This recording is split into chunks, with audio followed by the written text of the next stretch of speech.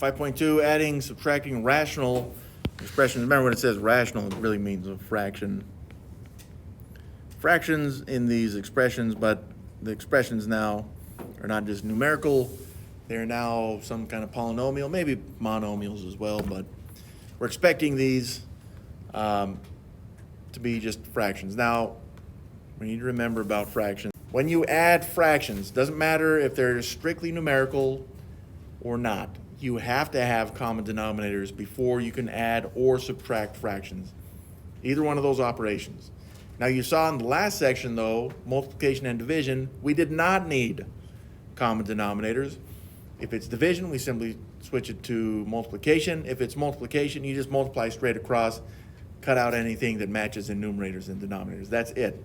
Okay, so on this one though, this is just a very nerdy way to say you need common denominators. You have to have common denominators in this, okay?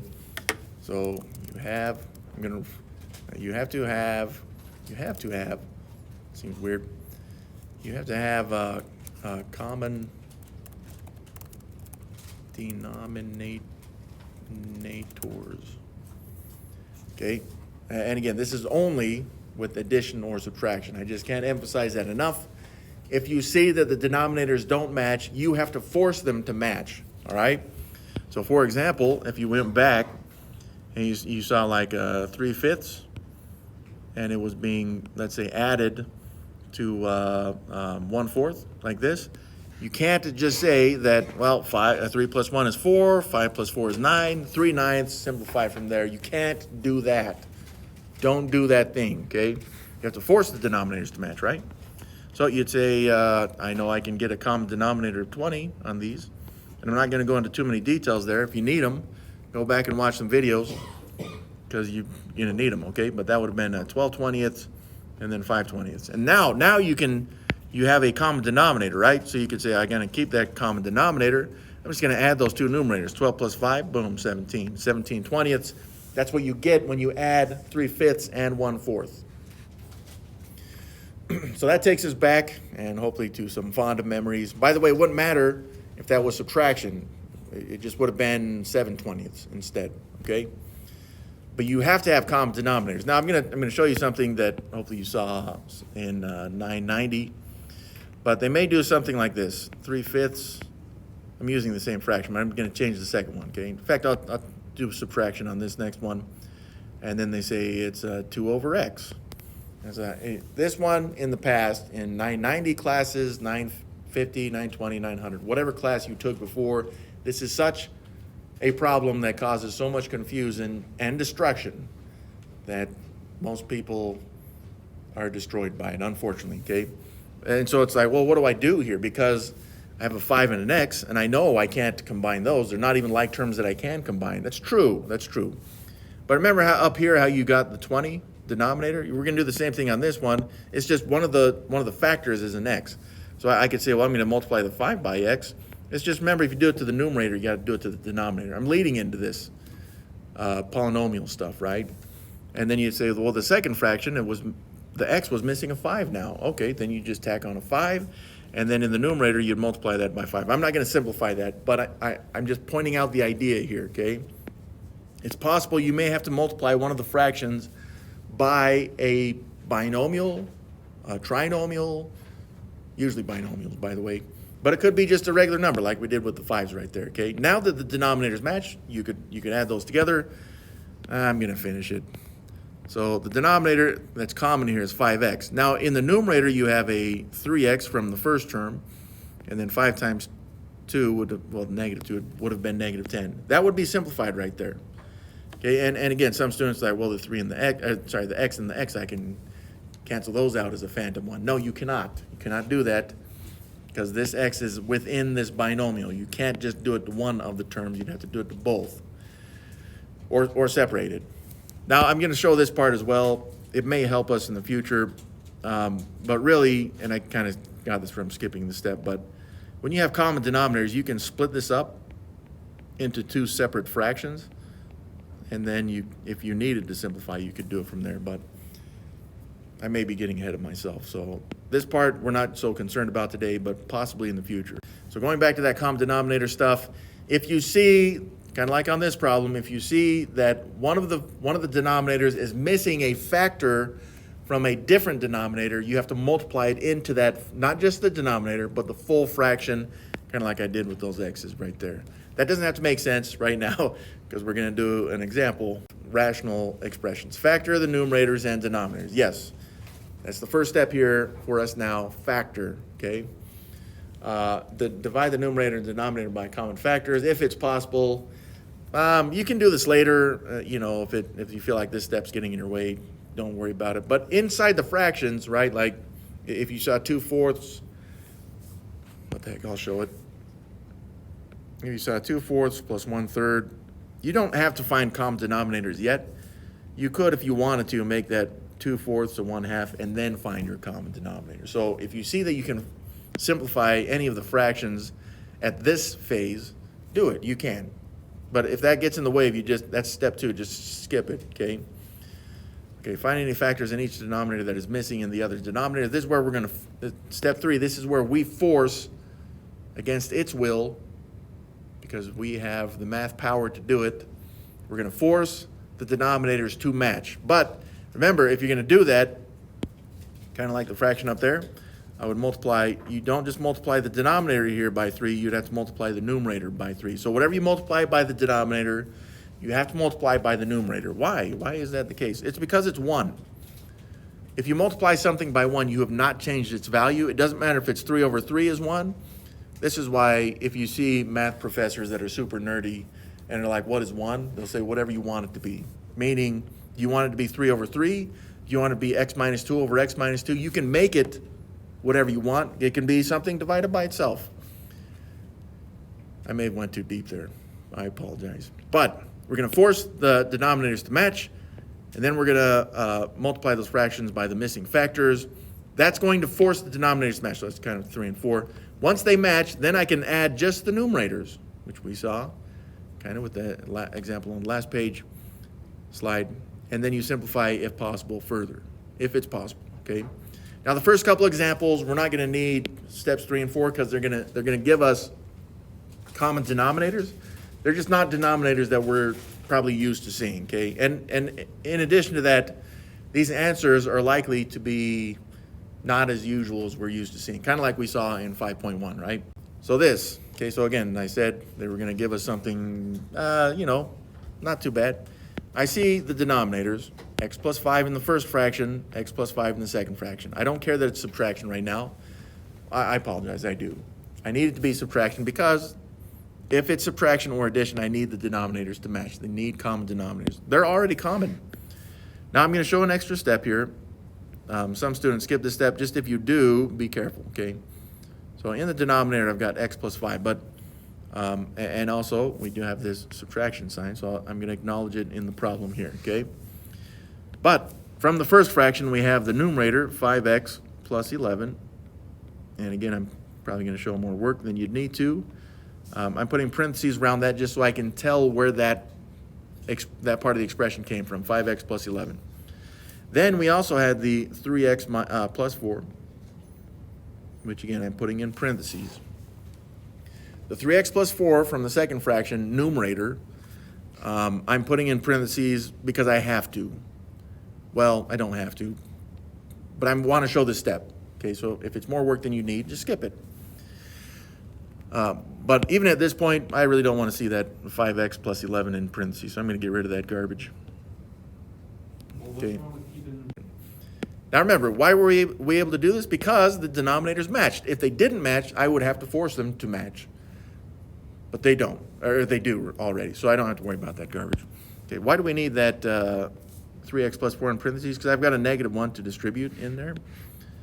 Okay, and so this is going to give me a new fraction. Still got an x plus 5 in the denominator. And we still got the 5x plus 11 in the numerator. But from that distribution, really it just changes the signs. So -1 times 3x's would be -3x's. And -1 times 4 would be -4. Hey, that's pretty good. But we're not done yet, as much as you want to be. So, what do we do with this garbage? Well, yeah, that's it. Just like you would with any expression, we did distribution, And I'm just focusing on the numerator. That's why I've already written in the x plus 5 in the denominator. We did distribution. Now look for any like terms that you can combine. And I see I've got a 5x and a negative 3x right there, which would combine into positive 2x's. But then I've got a positive 11 and a negative 4. It's really just 11 minus 4, which appears to be positive 7. Positive 7 right there. All right, that's pretty good right there. We did make it smaller, which is really what simplification means. I got 2x plus 7 over x plus 5. Can I simplify? Can I factor this any further? I don't see that I can. So that's it. So here we are subtracting the fractions again, but the denominators match. Hey, that's pretty good. So this means that I can just right away, I can take these two fractions and I'll keep the denominator, right? So I'm still dealing in x minus sevenths, but I can take my numerators of crap. No, I'm going to wait to factor those. I see like I could factor something from the first part, but that's going to actually jack things up. So don't factor yet. So I got x squared plus 12x. And then again, we got that minus sign right there, right? So, okay, and then I'm subtracting from that second part, and I'm going to keep in parentheses 12x. We write 12x instead of just Plus 49? Oh, yes. Try to remember the full part of the expression.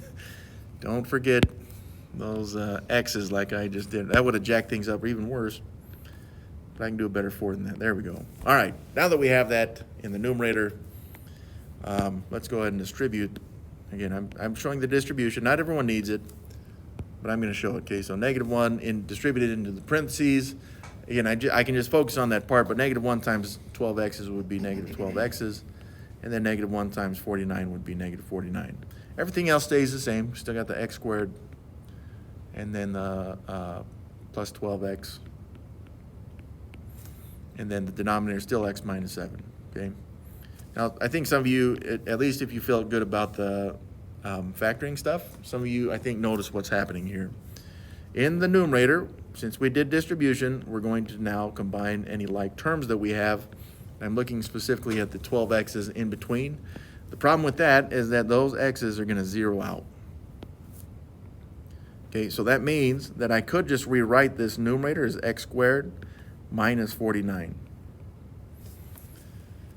All right, now this, some students, they stop here and they're like, hey, that's pretty good, x squared minus 49. Unfortunately, x squared and 49 are both perfect squares. So we have a difference of squares. So this is where, again, I can't emphasize how nice it is just to have all that garbage memorized. But it helps, right? So in the denominator, I've still got the x minus 7, but I have a difference of squares, right? So, of course, x squared would have just been an x. But the 49 is a 7 to the power of 2. Remember, this means that you always have subtraction and addition in here, but now it's minus 7 and plus 7. All right, and don't stop there, by the way. Okay, so that was factored. Remember, as soon as you factor, if you see anything that can be factored, then you should simplify anything that is factorable, such as an x minus 7 and an x minus 7. Hopefully you give yourself more space, by the way. But this simplifies finally into x. All I'm left with is x plus 7. And you could show it as a fraction like this, but really to make it fully simplified, you'd want to make that a phantom, divide by 1. And again, if you put parentheses around it, it's okay.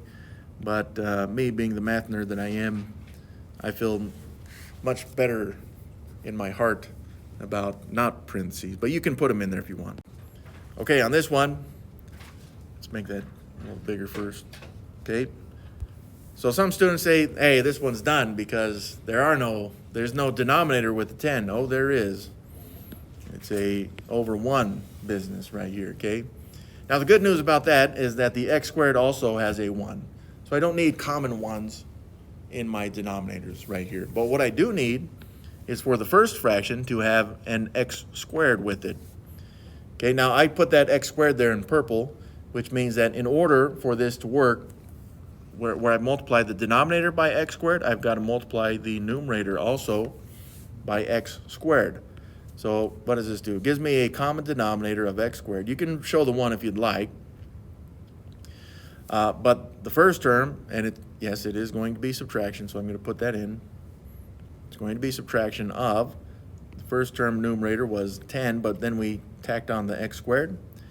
And then the second term had that 13 on it. Okay.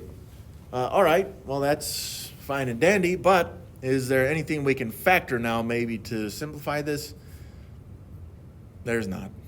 There's not. So I hope you enjoyed that as much as I did. That's done.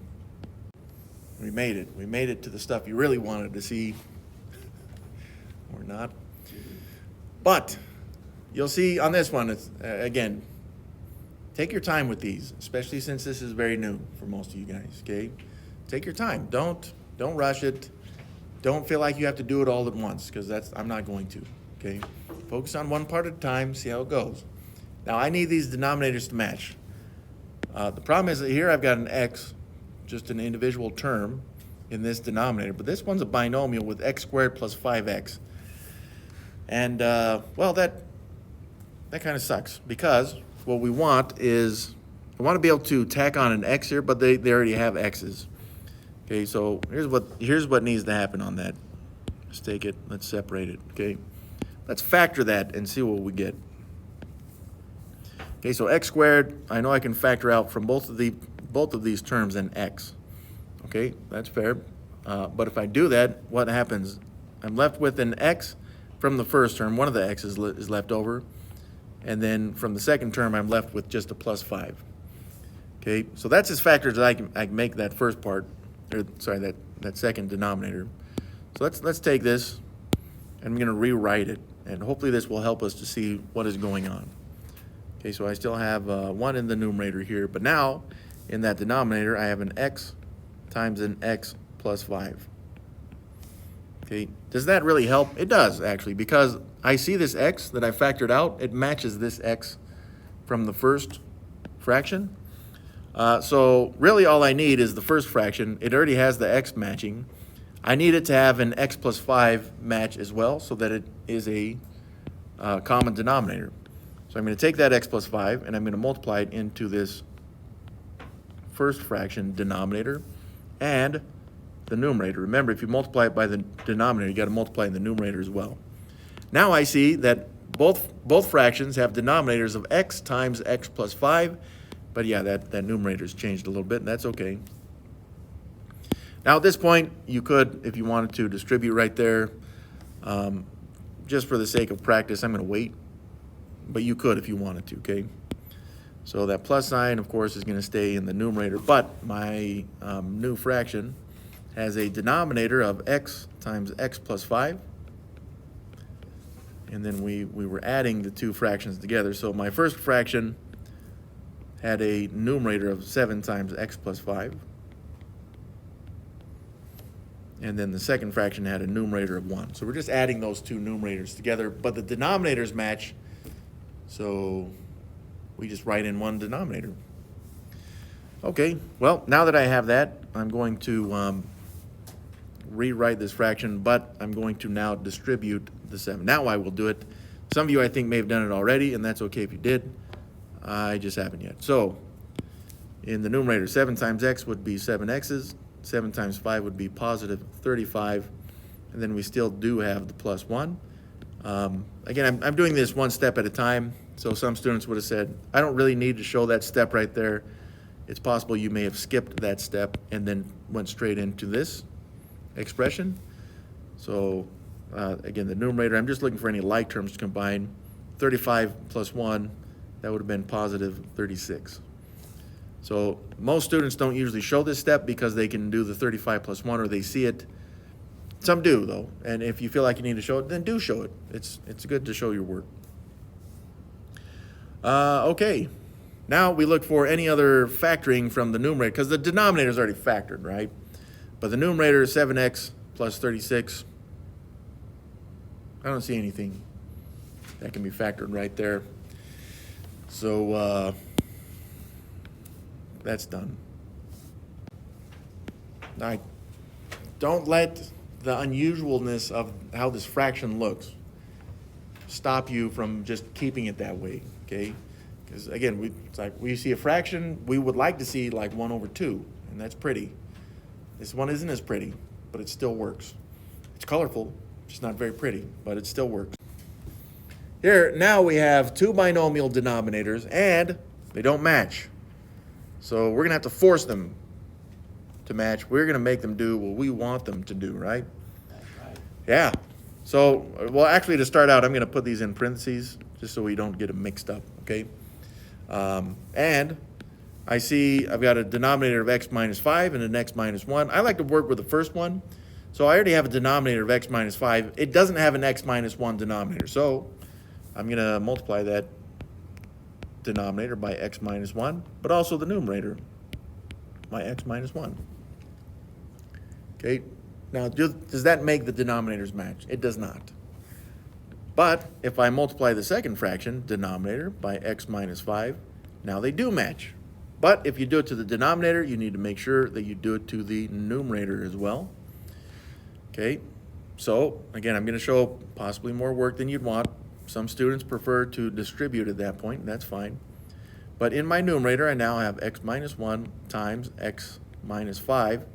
And it doesn't matter which order you put that in. But I'm going to keep these two binomials separated in case I get to the point where I can factor that numerator and get one of these to go away as a phantom 1. Okay, and yeah, we were dealing with subtraction there. So there's my subtraction sign, which will be important. But the first fraction was x minus 1. So I haven't distributed yet, times the 9. And even though I have the 9 on the right, that's okay. I can distribute here to the left because distribution is always multiplication. It doesn't matter where it is multiplied. And then the other numerator, 14 times the x minus 5. By the way, the minus sign there in green that I put makes that a negative 14 that I'm distributing, okay? So keep that in mind as well.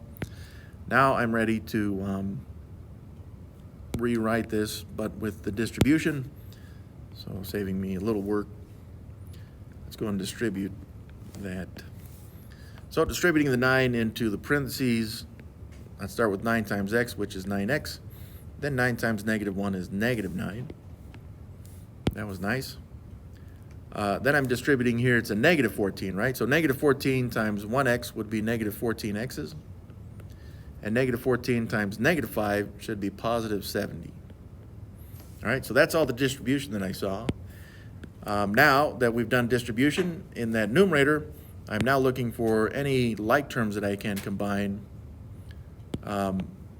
in also the numerator. So right there, let's see, we got 9x's and negative 14x's, which should be negative 5x's. And then we got negative 9 and positive 70, which appears to be positive 61. Okay, that's unusual. I was expecting this numerator to factor because we have this denominator that has two binomials in it. I can't. That numerator is not factorable, so there's nothing I see that I can simplify here. So that is it. All right, simplify this expression. Don't let the x minus 1 in parentheses to the power of 2. Don't let that fool you, okay? It's beneficial to rewrite this as two separate binomials, okay? So I'm kind of covering up that exponent of 2, but I'm rewriting it as x minus 1 times x minus 1. Do that. You're going to need that x minus 1 because in the first fraction, we do have the first x minus 1, but it's missing the other one, right? So I got that other x minus 1. Just don't forget, if you do it to the denominator, you got to do it to the numerator as well, okay? So there it is. Now I have matching denominators. Oh, that's nice. Because now I'm going to make this one giant fraction with x minus 1 times x minus 1. And then in the numerator, I have another x minus 1. But it's being multiplied by 5. And then going back, this was an addition problem. We love addition because it's so fun. But I've just got the plus the 2x right there. Oh, yeah, because we didn't need any other binomials in that second fraction, right? So I made that line too long. Okay, well, now that I've got that, I am ready to distribute that 5. Okay, of course, everything else stays the same. At least the denominator does. Okay, so distributing that 5 times x would be 5x's. 5 times -1 would be -5. And then we still got the plus 2x. That's nice. Well, from here, again, I'm just working in the numerator, but I'm looking for any like terms in the numerator. And I see some. I've got my 5x's and 2x's, which gives me then 7x's. And then I've got the -5 still in that numerator too.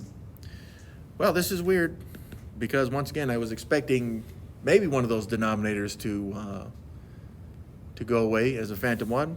But the 7x minus 5 numerator, it's not factorable. So that's it. Unfortunately, on the assignment though, I believe on the assignment, here's what they want. They're gonna want you to write, the numerator's fine, right? 7x minus 5. But again, since they want it fully simplified, you have the x minus 1 multiplied by itself, so you're likely gonna have to show that as squared.